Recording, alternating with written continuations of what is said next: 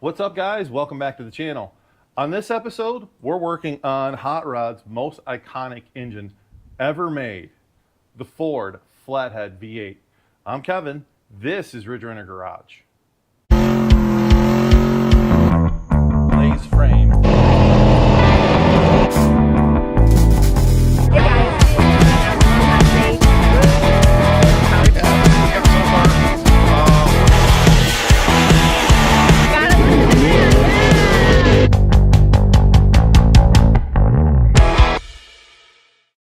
All right, so a quick little story on how I ended up with a Ford Flathead and for free. Let's take a quick look at what we've got here. This is a 24, a 59 AB. I'll explain that to you in a second.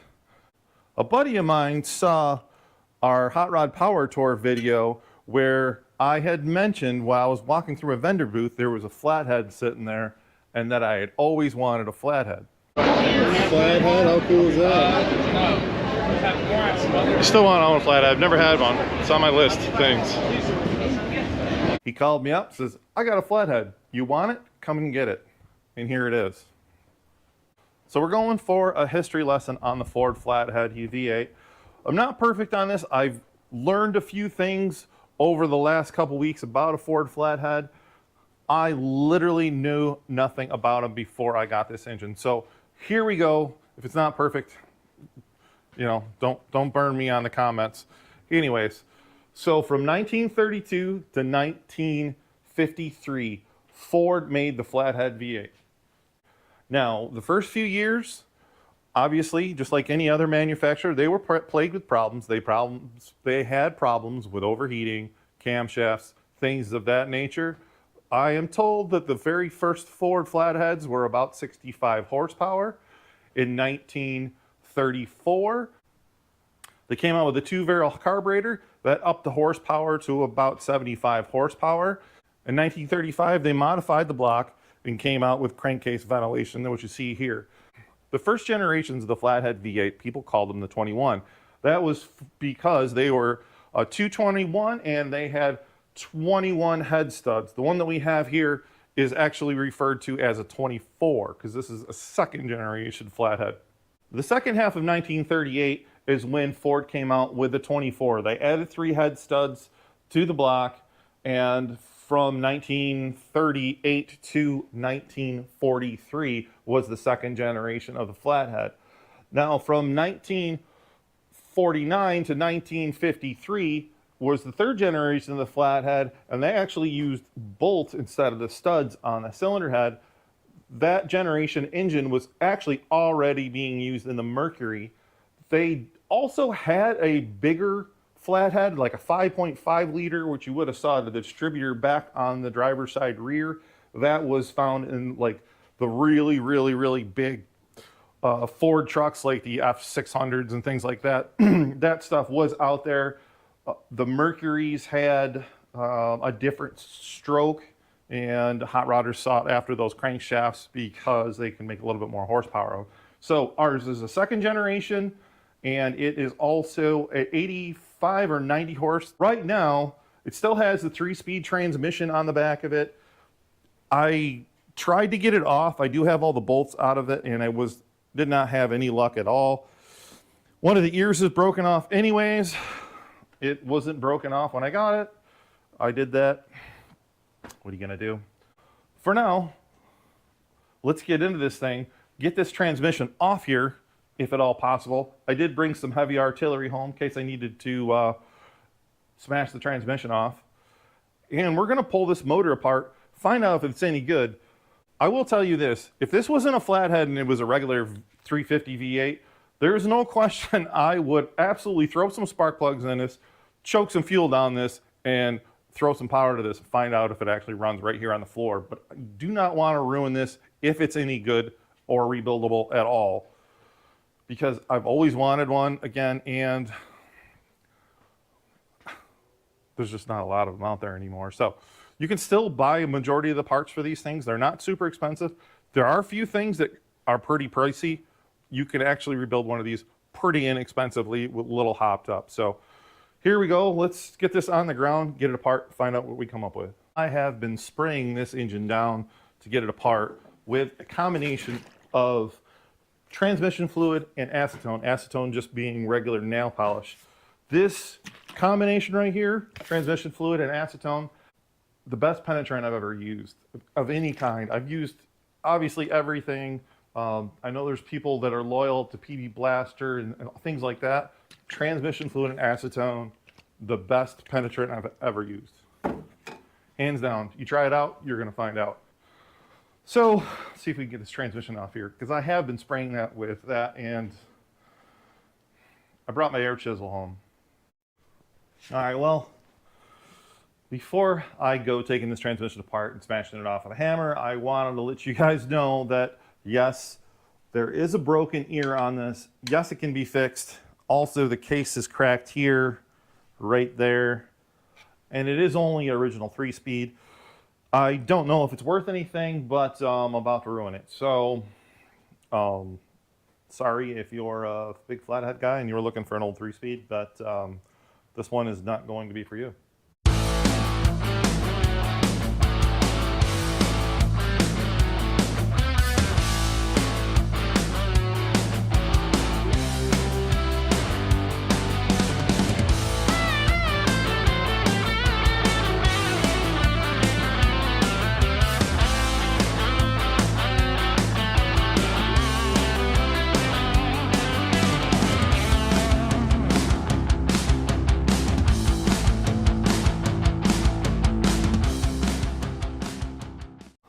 All right, well, we figured out how to get it off. We ended up unbolting the clutch from the flywheel. And boy, look at that clutch. Woo, and that's where it's stuck right there. It's all rusted, swollen. It almost looks like it doesn't, it's not made to come out of there, but how could it not be? Transmission didn't fare too good. It's kind of junk anyways, so we're going to finish taking that apart later, and we're going to save that for some Rat Rod trophy parts.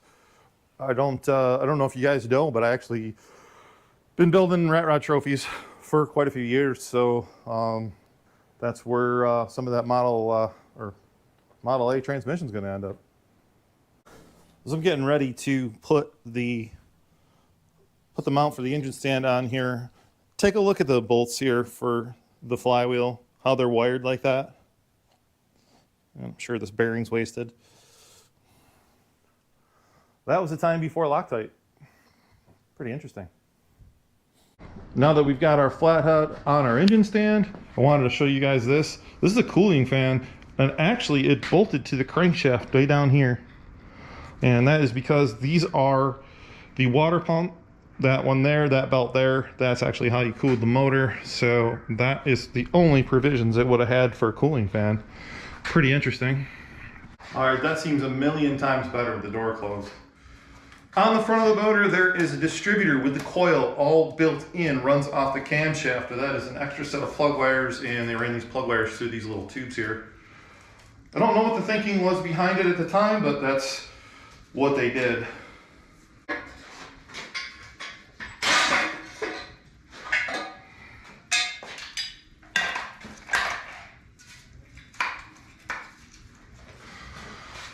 This is what the exhaust manifold looks like. Both the center cylinders dumped into one. It's a pretty cool looking piece. Looks like old school hot rodding. These things, when they're running, they really just sound like a really mad sewing machine. They don't sound like a modern V8 by any means. They just sound like an upset piece of electrical equipment. But that is cool looking. All right. Now here's the other exhaust. If this is any inclination as to what kind of condition the motor is likely in, but hopefully it's savable. All right, so we've got all the nuts off here. And I'm sure it's not gonna come right off. It's coming.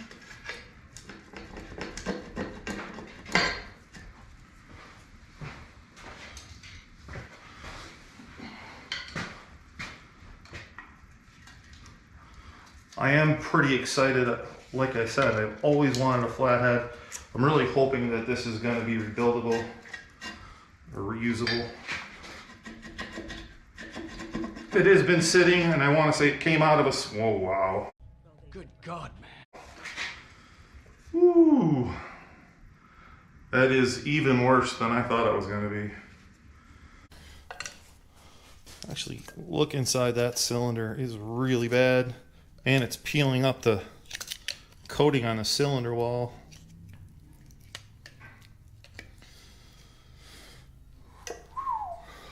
Oh boy, this is bad. I don't know. Let's keep digging away and see what we can find. Maybe it is not as bad as it looks.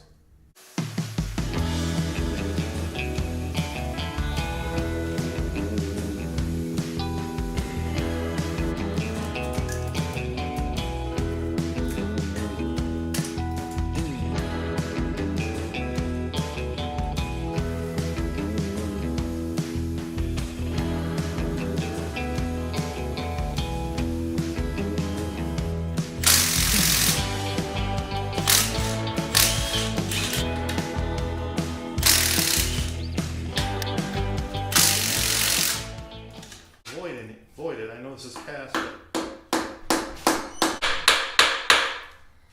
blood.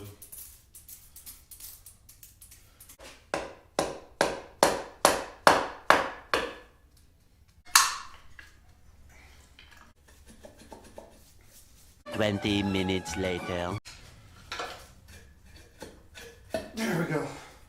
Woo! Well, this side's worse than the other side. Holy moly.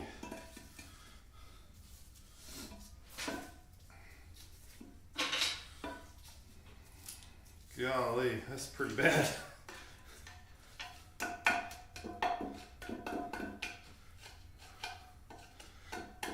That is pretty bad.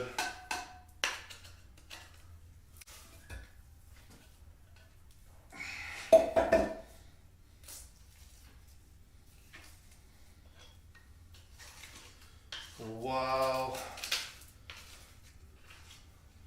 Holy moly.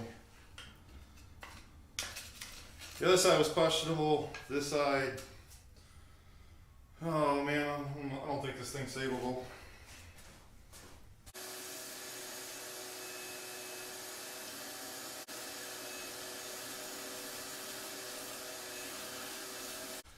Well, that's pretty bad. It's well, you remember how I said that I was gonna, if this was a small block Chevy, that I was just going to, you know, put some fuel to it and see if I get it running? This was never going to happen with this engine, not even remotely. That piston is pretty bad. It is in bad shape, but you know, a machine shop might be able to sleeve this. I don't know. I'm going to continue on cleaning this up, see what happens. I mean, I would love to be able to save this. I don't know if it's savable. It looks pretty bad. It looks really bad, actually. But, I don't know, let's get the intake off, see what kind of surprises are in there. You know, one other thing about the Ford Flathead, why it was so popular with hot rodders, is that it had a pressure, is that the crank bearing oiling was under pressure, and Chevrolet didn't have that till, I believe, the early 50s. So another reason why the Ford Flathead was so popular with hot rodders. Well, let's see what we've got here. Well, that's pretty simple. Yeah, well, actually looks pretty nice in here. Check it out, a closer look. It's actually in pretty good shape, all things considered, compared to the rest of the engine. All right, well, got the pan off this, and that is in a lot better shape than I thought. It's sludgy in the bottom, as you might figure, but I mean, this engine is from the 40s, so I can't imagine it'd be much better. And it's been sitting around for probably, oh, I don't know, 50 years. This chunk of dirt and stuff, this is out of where the flywheel goes. crank looks pretty good for so far. What do you think? Look at this safety wire. We safety wired it, and it's got cotter pins in each crank bolt cap. I've never seen that before. That's crazy, isn't it? Look at that. All right, well, I spent a few minutes taking all the safety wire and cotter pins out of this, and I am going to try to unbolt every connecting rod and take the crank out without trying to take the pistons out. And I don't know if it's possible. So, I don't know, sit back, relax. I'm gonna play a little bit of music in the background and see if I can get this crank out of this.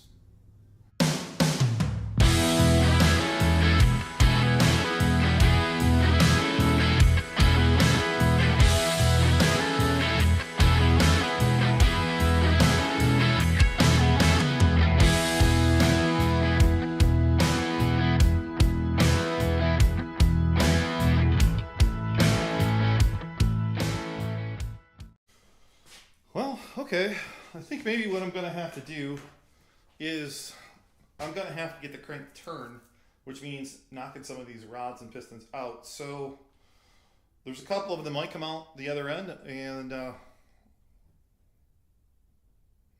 there's a couple that might come out the other end.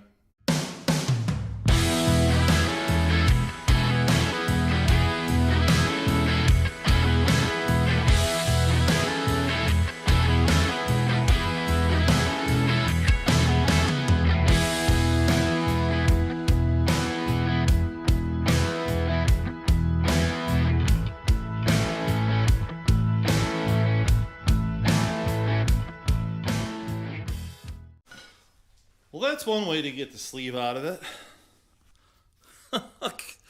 Wow. Well, let me keep hammering. We're getting this thing apart one way or another. One down. Check that out. I took the sleeve out with it though. Didn't expect that.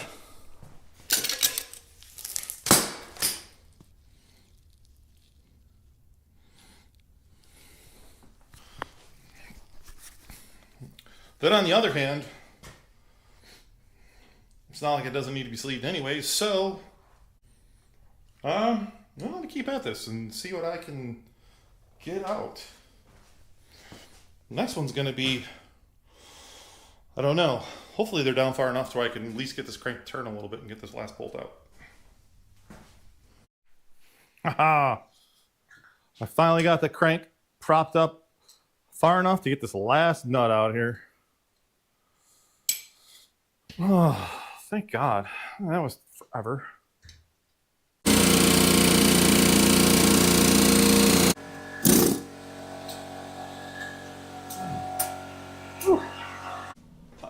Now that we got the crank out of it, the pistons, rods out of it, we need to get the valves out of this. So, there is a tool that you can pry down on these springs and get the keepers out. Well, I don't own that tool and I can make that tool. Here's the problem. These valves are no good. The springs are no good. I mean, they're 80 years old probably. So 40, 50, yeah, 80 years old. Well, I am going to just cut them to make it quick and easy on myself, then try to make a tool and do it that way because they're going to need to be replaced no matter what. So I'm going to cut these springs out of here, pull the keepers out that way, hammer the valves out. So let's get going.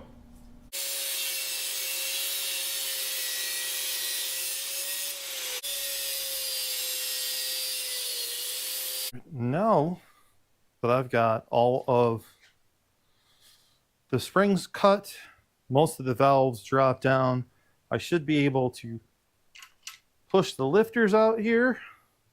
At least these move. That's because they were in the middle of the block. And that should be it. That camshaft should slide out. Look at that. Perfect.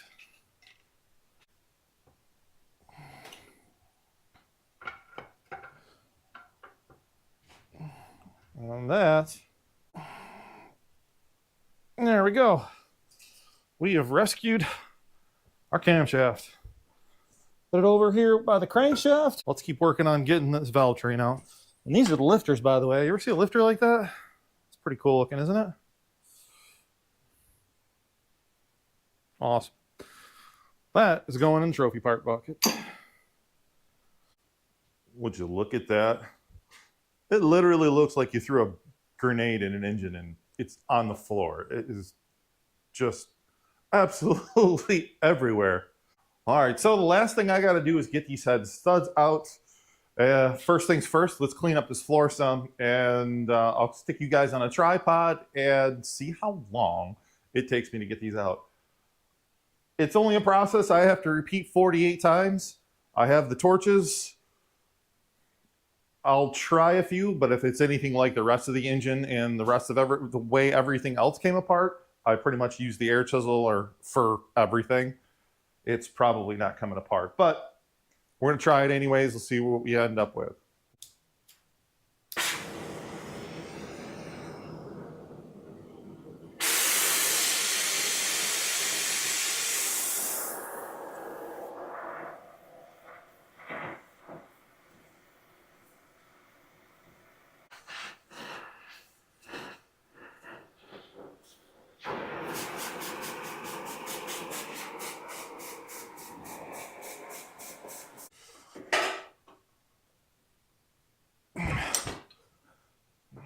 Okay, well, very much a change of plan or strategy, if you will. And it's no surprise that these bolts don't want to come out. They've been in this motor for 80 years. So what I did was I actually set us out in the driveway.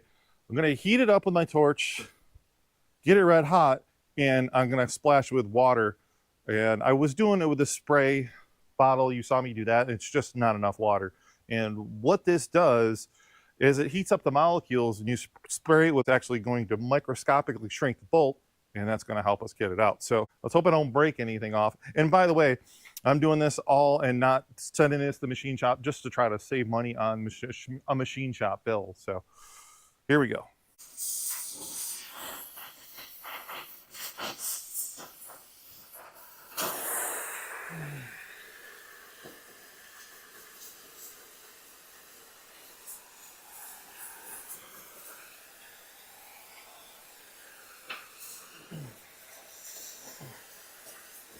One million, zillion, jillion, dillion, cotillion times later.